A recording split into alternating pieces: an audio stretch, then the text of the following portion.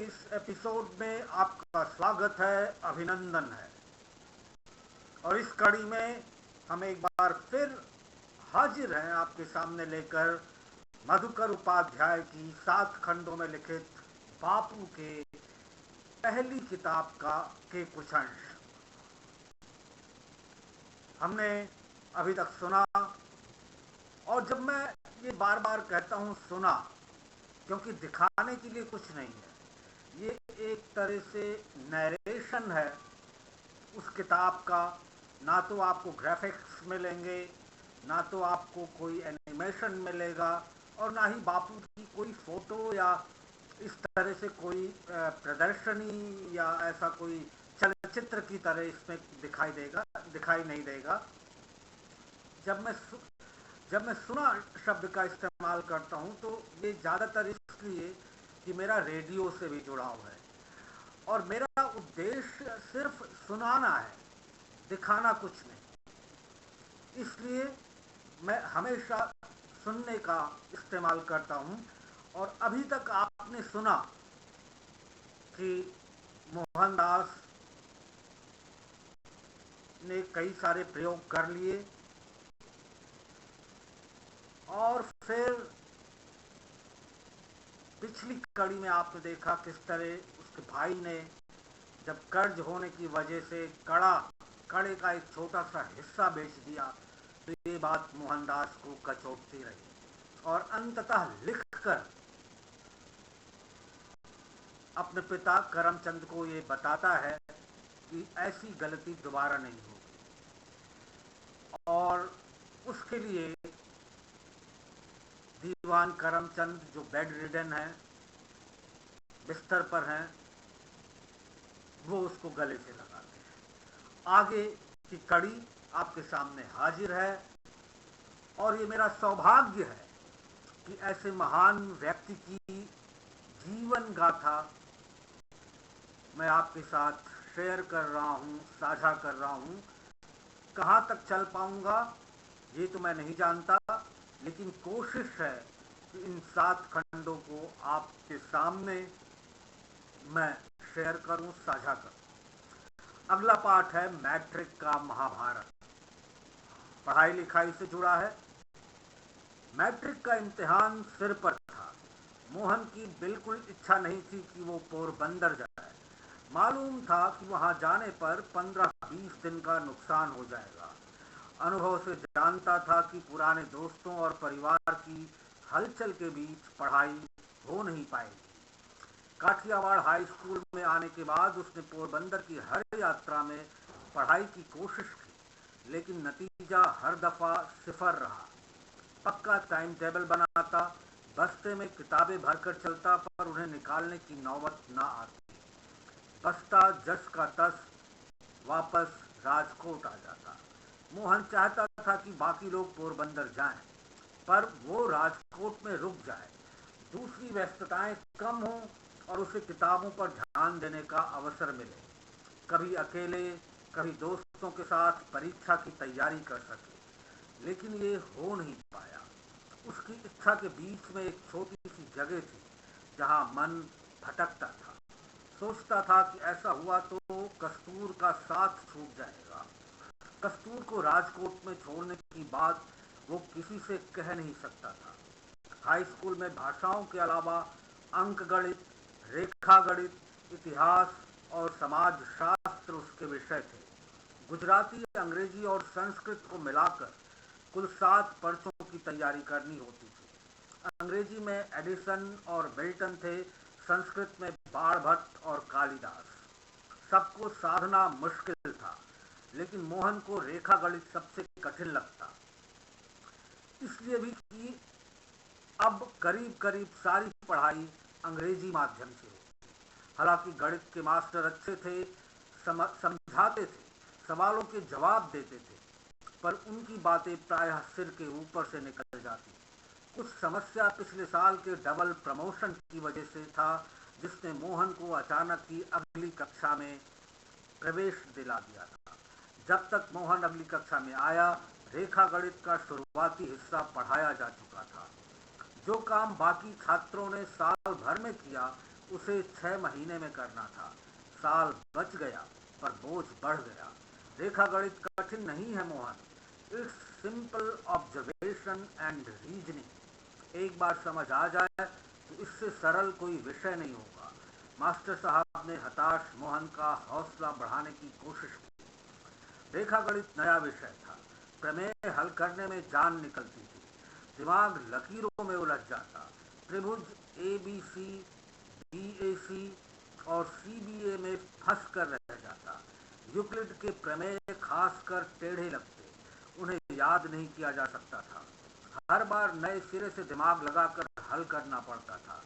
13वां प्रमेय आया तो गाड़ी अटक गई। प्रमेय वाले पन्ने के बीच में पेंसिल रखकर मोहन मास्टर साहब के पास पहुंच गया। बहुत आसान है, मैं तुम्हें बताता हूँ, मास्टर साहब ने कहा। गुजराती में समझाया। अगर किसी लेटी सीधी रेखा पर खड़ी सीधी रेखा खींचो तो क्या होगा? दो ही बातें होंगी, या तो उससे 90 डिग्री के दो समकोण बन जाएंगे, या जैसे भी दो कोण बने उनका योग 180 डिग्री होगा, यानी कि दो समकोण के बराबर। इसमें कोई बदलाव ना संभव है ना होगा। इति सिद्धम। यही यूक्लिड का 13वां प्रमेय है। बात मोहन को समझ आई तो लगा कि वो अब तक बेकार परेशान था। मन में एक उदाहरण सोचकर उसने प्रमेय दोहराया। पाया कि मास्टर साहब एकदम ठीक कह रहे हैं। सोचा जमीन पर कोई पेड़ सीधा खड़ा हो तो यही होगा। ऐसा वो रोज देखता है। जमीन लेटी सीधी रेखा है और पेड़ खड़ी रेखा। पेड़ के दोनों तरफ समकोण है।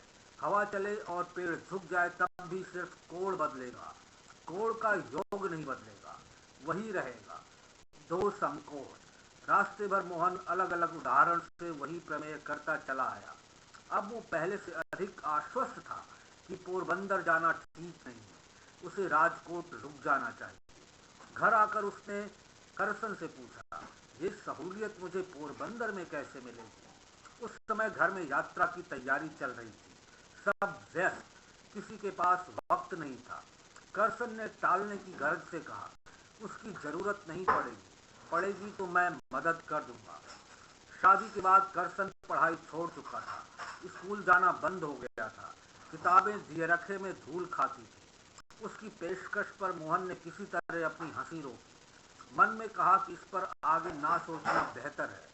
अंदाजा था कि पिता नहीं रहे, पर उनकी परंपरा तोड़ने का साहस किसी में ना होगा। होगा वही जो पिता करते चले आए थे।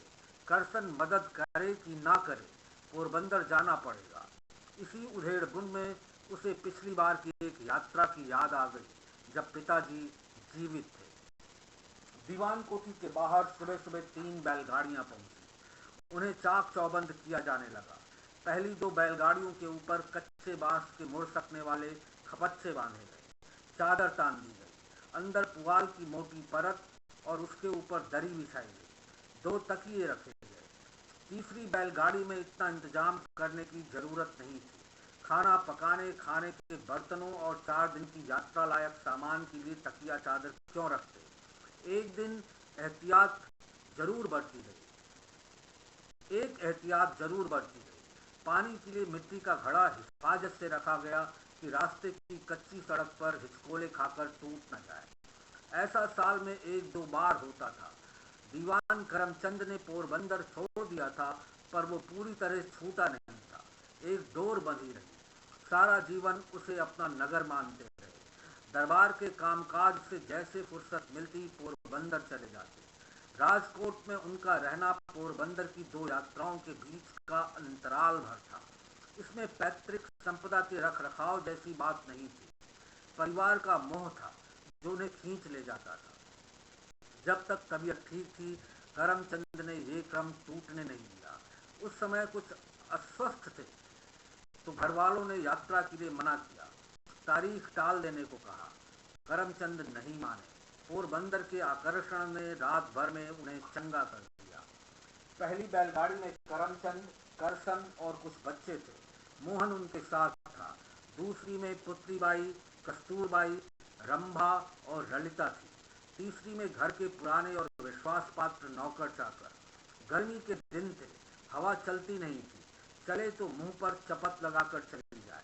यात्रा आसान नहीं थी, दिन में कई जगह रुकना पड़ता, बैलों का सानी पानी होता, खाना बनता, कुछ देर पेड़ के नीचे आराम करते, फिर काफिला आगे चल पड़ता।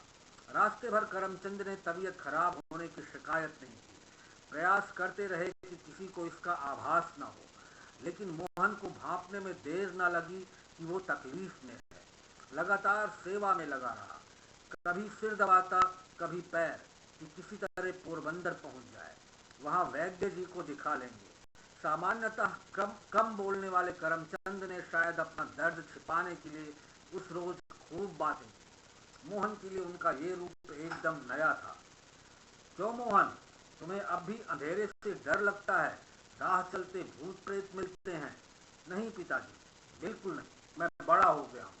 रंभा बुआ ने इसकी दवा बता दी है। जब डर लगता है उसी का सहारा लेता हूँ। वो तो यहाँ तक कहती है कि कोई भी दुख तकलीफ हो इससे दूर हो जाती है। दवा? कैसी दवा? करमचंद को हैरानी हुई। बुआ कहती हैं कि राम का नाम जपना हर डर की दवा है। मैं अंधेरे का इंतजार नहीं करता कि भूत मिले तो राम का नाम लूं। जब समय मिलता है स्मरण कर लेता हूँ, इससे भूत मेरे पास आते ही नहीं। मोहन ने देखा उसकी बात सुनकर पिता के चेहरे पर मुस्कान आ गई। महसूस किया ये उपहास करने वाली हंसी नहीं है। सोचा हो सकता है इन्होंने इसे अपने लिए स्वीकार कर लिया हो, जिससे कि दर्द से छुटकारा मिले। उन्होंने इसके बाद ज्यादा फुटकर बातचीत नहीं की, तो मोहन की सोच को बल मिला कि शायद मन में जाप कर रहे हों। करमचंद अधार्मिक नहीं थे, लेकिन धार्मिकता का प्रदर्शन नहीं करते थे। मंदिर कम जाते थे। बड़े भाई के कहने पर पिछले साल से रामायण सुनने जाने लगे थे। उस समय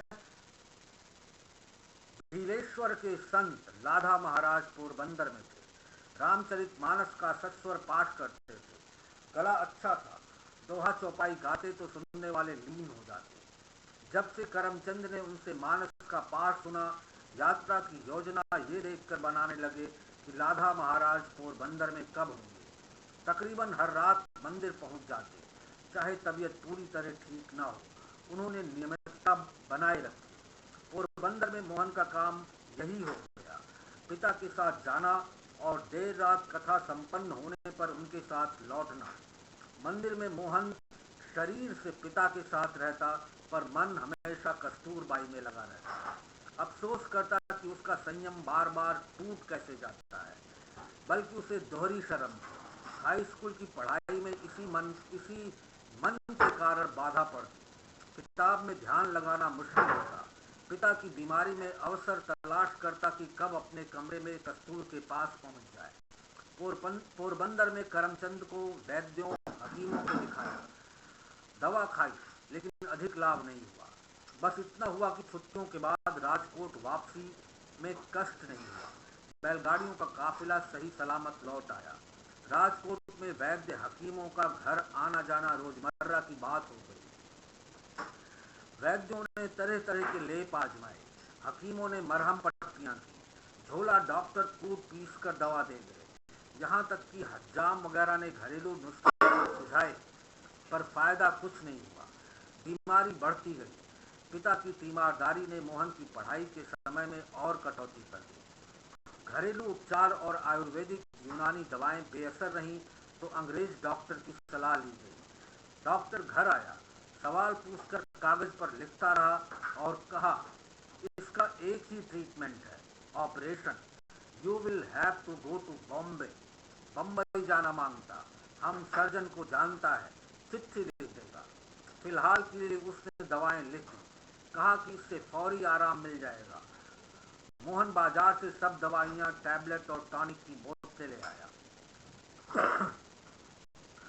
करमचंद ऑपरेशन नहीं चाहते थे, इसे खून खराबे वाला काम मानते थे, वैष्णव संप्रदाय की मान्यताओं के खिलाफ। घर के कई लोग चीर फाड़ से डरते थे। मोहन ऑपरेशन के हक में था, पर उसकी बात कौन सुनता। वैद्य जी ने बढ़ती उम्र का हवाला देते हुए ऑपरेशन के लिए मना किया, तो मानो करमचंद के मन की बात हो गई। घर वालों के आग्रह पर उन्होंने बंबई जाना मंजूर किया। गए भी, लेकिन कुछ दिन बाद लौट आए। ऑपरेशन नहीं हुआ। बीमारी की खबर फैली तो दीवान कोठी में रिश्तेदारों का आना जाना बढ़ गया। काका, चाचा, चचेरे, ममेरे भाई, उनके बच्चे। करमचंद के एक भाई राजकोट में थे। दोनों में अच्छी दोस्ती थी। सुबह शाम दोनों समय चले आते, देर तक बैठते। दोनों भाइयों का बिस्तर अगल बगल लगा दिया गया। तुम आराम करो मोहन, मैं बापू के साथ रहूंगा। एक रात करीब 11 बजे उन्होंने कहा। मोहन ने उनकी बात सहजता से स्वीकार कर ली। पिता को पैर छूकर प्रणाम किया और अपने कमरे में चला गया। कस्तूर तब तक सो गई थी।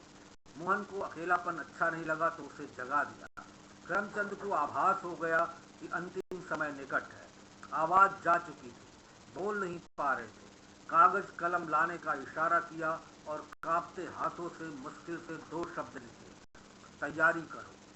हाथ का बधा गंडा तोड़कर फेंक दिया। कंठी नोचकर जमीन पर फेंक दी।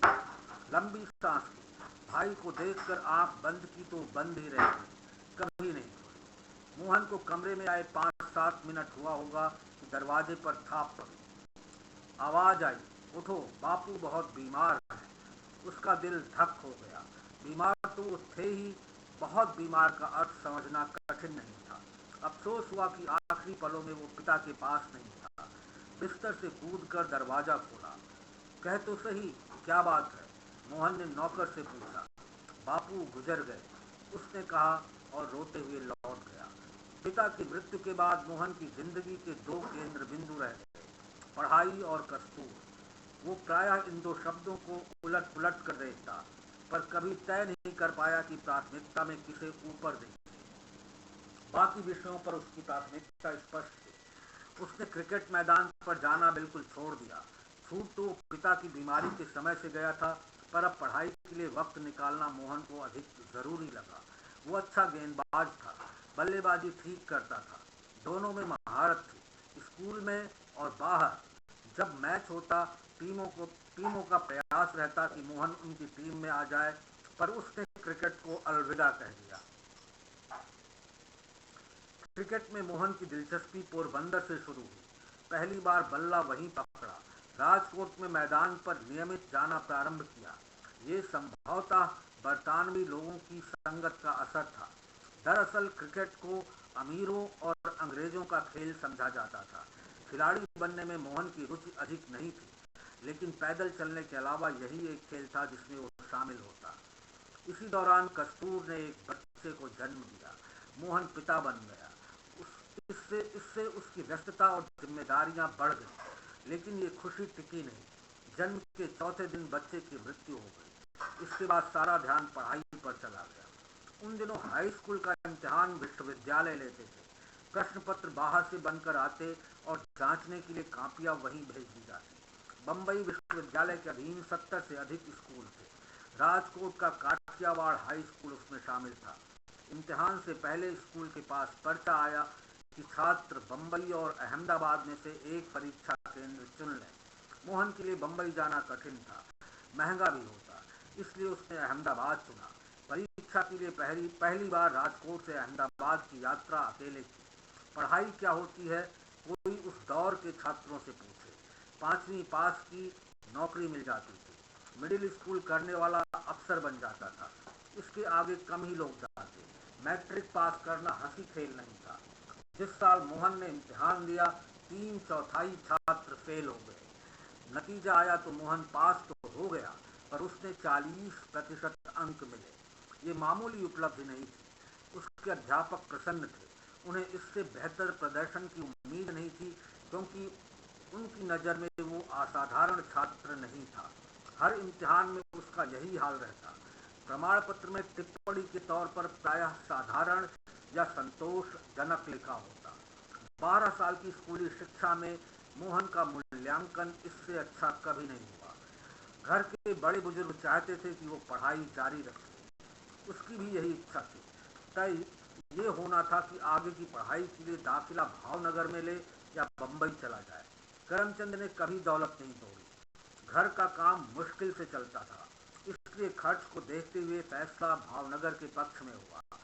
मोहन सामलदास कॉलेज में भर्ती हो गया, काठियावाड़ का अकेला आर्ट्स कॉलेज। कॉलेज बड़ा नहीं था, 7 अध्यापक, 60 छात्र। इमारत भी खस्ता हाल, लेकिन उसके अध्यापकों का इलाके में नाम था। मोहन को उनकी बातें समझ नहीं आती थी, कुछ पल्ले नहीं पड़ता था, रस नहीं आता था। दोष अध्यापकों का नहीं था, मुख्य वजह थी भाषा और विषय का मोहन का अधकचरा ज्ञान, जिससे निकल पाने का रास्ता उसे सूझता नहीं था। पहला सत्र 4 महीना चला। छुट्टियां हुई तो मोहन राजकोट आ गया और लौट कर कॉलेज नहीं गया। तो ये आपने सुना मोहनदास की मैट्रिक को पास करने को लेकर किस तरह की जद्दोजहद होती है। पिता गुजर जाते हैं इसी बीच, और आगे फिर क्या होता है इस घटना को जानने के लिए थोड़ा इंतजार करें। फिर हाजिर होंगे, मिलेंगे आपसे। तब तक दीजिए विदा। नमस्कार, धन्यवाद, जय हिंद।